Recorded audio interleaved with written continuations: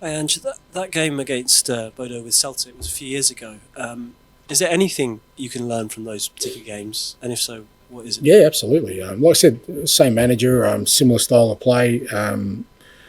When we played them with Celtic, we sort of, our season had got off to a slow start, but by that time we'd kind of playing some decent football. But I remember, because again we had the first game at home, a bit like us, and their ability to play at a really good intensity. They weren't phased. The atmosphere at Celtic Park is unbelievable. They weren't phased by that.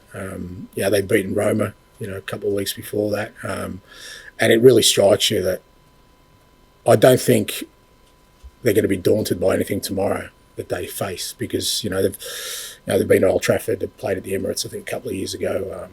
Like I said, they've played some big clubs in Italy, they've played some big clubs in other countries, and you see that they have this ability to not be fazed by that, and we've got to expect that tomorrow night. I don't expect them to be overawed by the occasion, or sort of thinking, wow. I think they've got a real capacity to be really strong in their mind about what they need to do, and the away game's tricky because you're playing in an artificial surface, difficult conditions.